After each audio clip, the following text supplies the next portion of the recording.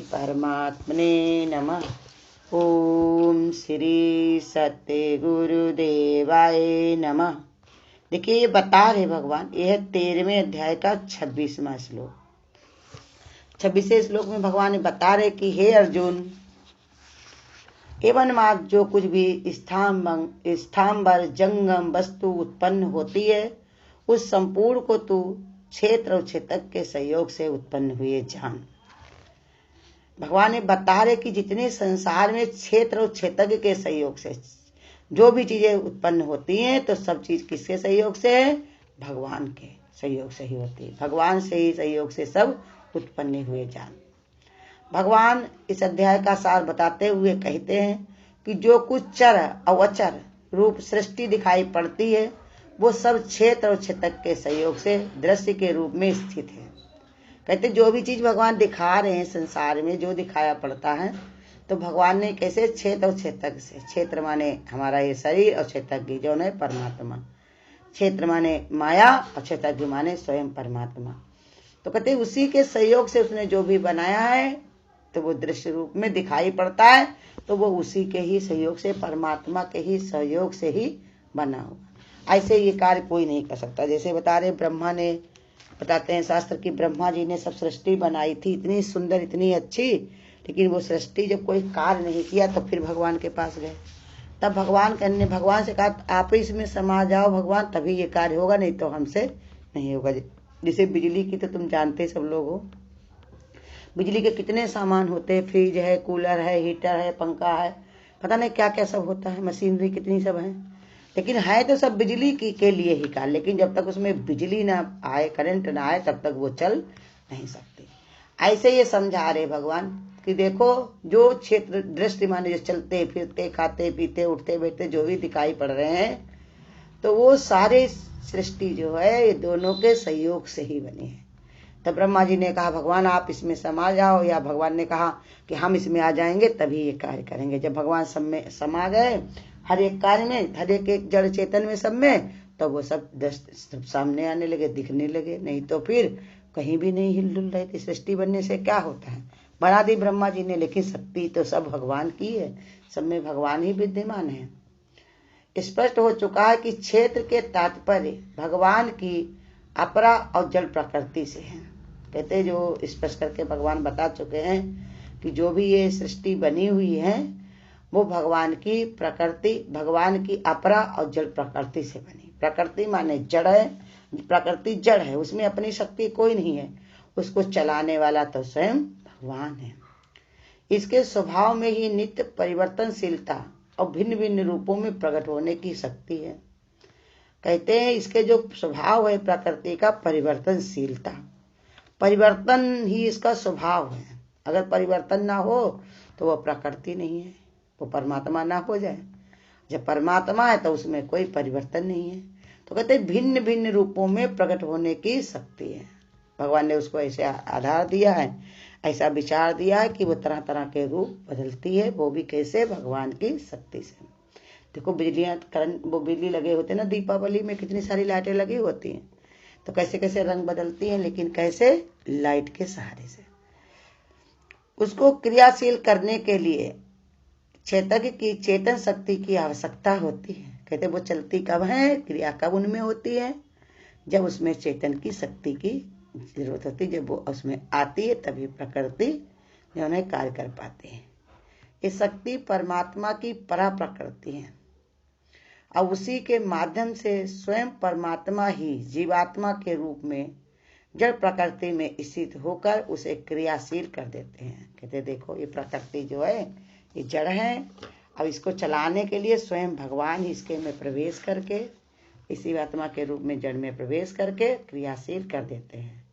उदाहरण के लिए बच्चों का एक खिलौना लें, इसमें रंग बिरंगे कांच के टुकड़े होते हैं, उनको घुमाते रहने पर कांच के टुकड़े भिन्न भिन्न सुंदर आकृतियां बनाते रहते हैं। यदि बच्चों को उस दूरबीन को घुमाया ना जाए, अगर बच्चों की उस दूरबीन को घुमाया ना जाए, तो वे टुकड़े कोई आकृति ग्रहण नहीं कर पाते।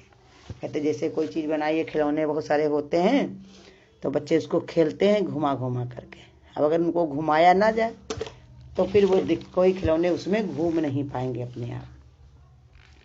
ऐसे ही मनमोहक आकृतियां जो भी हैं संसार में, वस्तु उद्योग, तरह तरह की चीजें, छोटे बड़े खिलौने की सहायता से तरह तरह के डिजाइन बनते हैं, परंतु डिजाइनों की एक आकृतियां के पीछे काम करने वाली वो शक्ति होती है।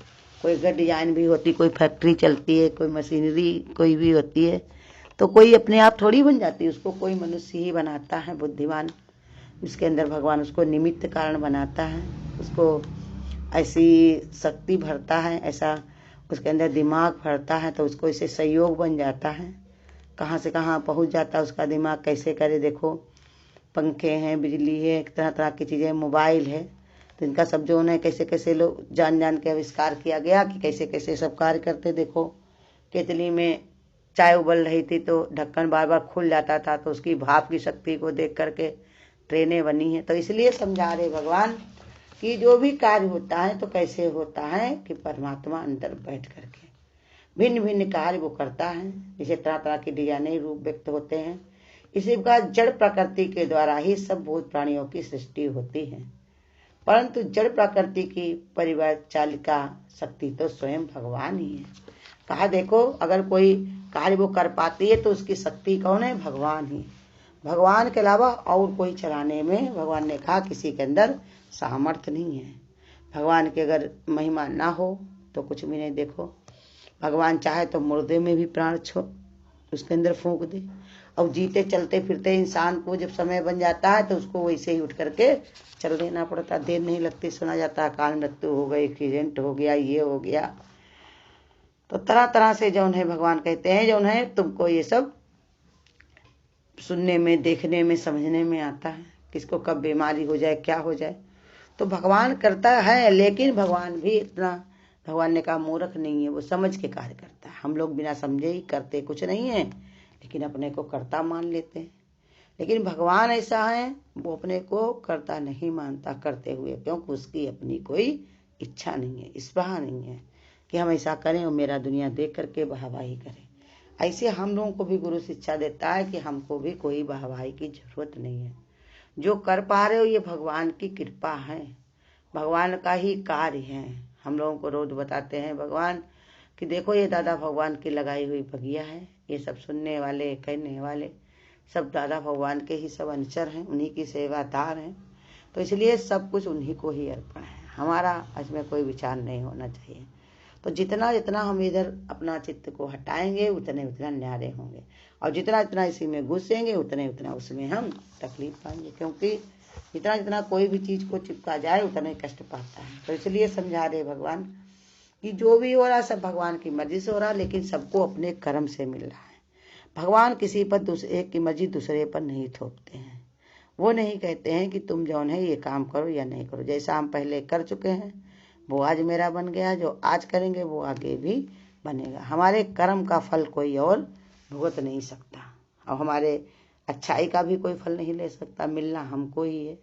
तो इसलिए यही बताते हैं भगवान कि तुम इस बात को जानो, समझो कि जो भी कार्य हो रहे हैं सब भगवान से हो रहे हैं, भगवान के अलावा और कोई करने वाला नहीं है।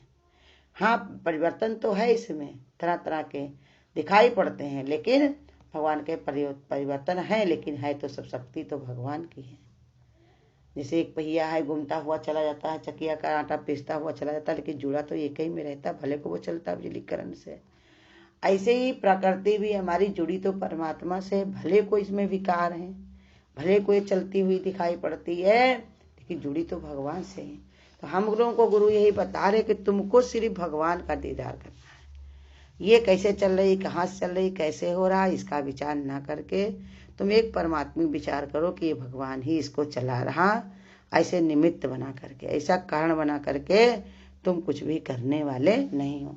तो ऐसे ही जब विचार बना करके भगवान ने कहा कि उसी को तुम सहयोग से उत्पन्न हो जाओ। जो भी प्रकृति है वो भगवान से ही उत्पन्न हुई है, भगवान का ही सहयोग है।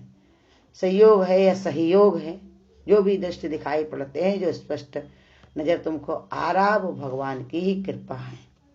और जो दिखाई पड़ रहा वो सब भगवान की अपरा जड़ प्रकृति है। बता चुके भगवान शुरू में ही कि अपरा माने कोई पराशक्ति नहीं है, दिखाई पड़ रही जो है वो जड़ प्रकृति है, लेकिन उसके अंदर उसको परिवर्तन करने वाला, उसको चलाने वाला, भिन्न भिन्न रूप को प्रकट करने की शक्ति देने वाला स्वयं वो परमात्मा है। परमात्मा की ही शक्ति से हो रहा है, उस परमात्मा की कृपा से ही सब कुछ हो रहा है। यही बात हमारे समझ में आ जाए तो हमको आठों पहर की समाधि है, आठों पहर का ज्ञान है और हर एक विज्ञान है। और संसार की जितनी विद्याएं होती हैं, जो भी होती हैं, कलाएं होती हैं, वो सब संसार में ही ले ली जाती हैं। धीरे धीरे क्या होगा, जब इंसान सीखते सीखते जब बड़े समझ जाता तो उसको कोई ओहदा दे दिया जाता, कोई सर्टिफिकेट दे दिया जाता। समय आने पर वो ले भी लिया जाता। कहीं 60 वर्ष के हो गए, अब तुम रिटायर हो गए, अब घर में परिवार में रिटायर, फिर एक दिन वो सब छोड़ के भी चलना पड़ता है। लेकिन ये भगवान का दिया हुआ जो हमारा गुरु कहते प्रेम है, उसका दिया हुआ स्थान है, अवधा है, वो कभी भी जाने वाला नहीं। भगवान के भक्त जो हैं भगवान से कभी भी निगाह से उतरते नहीं हैं, वो पूरा की पूरी जिम्मेदारी लेते हैं। अगर हम अभी भटक भी जाए, कोई छठे अध्याय में बताया, तो उसको आगे श्रीमान पुरुषों के यहाँ जन्म दे करके भगवान उनका उद्धार का निश्चय लेते हैं। उनको वैसे ही रास्ता दिखाएंगे, वैसे ही कर्म के अनुसार उनको जोड़ देंगे, जिससे वो अपनी मंजिल को पा सके, उनको कोई समस्या ना हो, कोई परेशानी ना हो। परेशानी वो नहीं है जो संसार में दिखाई पड़ती है, शरीर हमारा कमजोर हो गया, बीमारी हो गई। परेशानी वो है कि भगवान का रास्ता ही छूट गया है जिनका। चिंता तो हरिभजन की, और की चिंता नहीं। वही एक दुख है, महादुख है। चलते हम सब लोग बड़ी जोर से हैं, लेकिन रास्ते पे कहीं न कहीं हम ठहर जाते हैं। कहीं घर को देखकर, कभी परिवार को देख करके, कभी अपनी इच्छा कामनाओं को देख करके, या संसार की रीति रिवाजों को देख करके, दुनिया की भीड़ को देख करके कहीं कहीं जो हम फंस जाते हैं। यही दुख की बात है। हमको फंसना नहीं है, हमको चलते रहना है। जैसे बताया कि एक जगह पर जो है गुरु का अपना आश्रम बना हुआ था, बहुत सारा उनके वहाँ कार्य होता था। वहाँ के जो सेवादार थे वो बूढ़े होने लगे, तो उन्होंने दूसरी जगह पर भेजा, दूसरी एरिया में, कि हमको एक सेवादार चाहिए। तो उन्होंने कहा कि ठीक है, हम 100 आदमी को भेज रहे हैं, और देखो वहां तक कितने आदमी पहुंच जाते हैं। उन्होंने कहा 100 आदमी नहीं चाहिए हमको, तो सिर्फ एक चाहिए। कहा 100 तो भेज रहे हैं, लेकिन पहुंचे कोई तब बताना। जब वहां पर भाई भेजे तो रास्ते में कोई बहाने से कोई बुखार हो गया, कोई जुकाम हो गया, कोई किसी की याद आ गई, कोई को आगे जाके परेशानी महसूस हुई, कुछ कहीं करते करते करते करते 90 लोग रास्ते में ही छूट गए। पैदल जा रहे थे, अब बचे उसमें से 10 लोग। फिर 3 जगह से ऐसे, एक जगह से राजा आए, कहने लगे, एक जगह से राजा ने अपना संदेशा भिजवाया एक दिशा से कि हमको एक राजगद्दी के लिए एक जौन है उसका मंत्री और साथ में सहयोगी 3 लोग चाहिए। 3 लोग उधर भाग गए। तीसरी तरफ दूसरी जगह फिर ऐसे खबर आई, वो 3 लोग उधर भाग गए। फिर एक खबर आई, 3 लोग उधर चले गए, बचा तो एक ही आदमी। जब पहुंचा जा करके तो भाई उनको खबर भिजवाई कि देखो एक आदमी पहुंचा। कहा हम यही कह रहे थे कि भेजे तो हमने 100 लोग थे, लेकिन एक पहुंच गया तो शुक्राना मनाना। तो यही गुरु बता रहे जो है, संसार में ऐसे रास्ते में बहुत सारी हमको समस्याएं आ जाती हैं, और उन समस्याओं के कारण हम उनको अपना मान लेते हैं, और इसी के कारण हमारा रास्ता जो है रुक जाता है, आगे बढ़ नहीं पाते। लेकिन कोई ऐसे होता है, मीरा के जैसे, सबरी के जैसे, भगवान के भक्तों के जैसे होता है, वो कहता है हमारा रास्ता अब कोई रोक नहीं सकता। मंजिल हमने तय की है तो हम मंजिल तक पहुंचेंगे जरूर। मंजिल हमारी दूर है, जाना जरूर है। तन मन में शक्ति भर लो आत्म विचार से। अपना आत्मा का विचार करो कि भगवान हमको चला रहा, वो वहीं तक हमको पहुंचाएगा। उसकी इच्छा से ही सब कार्य हो रहे, वो हम पर कृपा कर रहा है, तो हम इस कृपा को लेकर के, उसका हाथ पकड़ करके आगे बढ़ते जाएंगे। ऐसी श्रद्धा विश्वास जमा लेता है तो उसको कोई भी डर और भय नहीं रहता। और जिसके अंदर निष्ठा ऐसी हो जाती है, पक्का विचार हो जाता है, तो कोई कोशिश भी कम ही करता है। जानते हैं ना, लोग सबको पहचानते हैं। हम हमारे स्वरूप को, हमारे स्वभाव को, स्वरूप को तो दुनिया जल्दी नहीं पहचानती है, लेकिन जैसे हम रह रहे होते हैं उसके अनुसार हमारा संसार में एक लोगों का विचार हो जाता है। कैसा हमारा भाव है, कैसे हमारे कर्म है, उसके अनुसार उनका विचार हो जाता है। तो इसी विचार के कारण हमको लोग ऐसे समझने लगते हैं, ऐसा कर सकता है, ऐसा नहीं कर सकता। तो इसलिए हमको कोई भी कार्य करने के लिए दृढ़ता से कदम को बढ़ाना है। एक छोटे से बच्चे से भी हम लोग गए गुजरे नहीं है कि उसको स्नान कराया जाए या कहीं पर गीले जगह खड़ा कर दिया जाए तो बच्चा अपना नाक खून गड़ा करके खड़ा हो जाता। उसको शक्ति और विचार देने वाला कौन है? स्वयं भगवान। वही हमको भी कहता है परमात्मा कि तुम भी अपने निश्चय को पक्का रखो, कोई तुम्हारे निश्चय को कोई हिला न पाए। इतनी तुम्हारे अंदर समझ हो, इतनी तुम्हारे अंदर होशियारी हो कि तुमको अब बार बार पीछे घूमना न पड़े। हरिओम।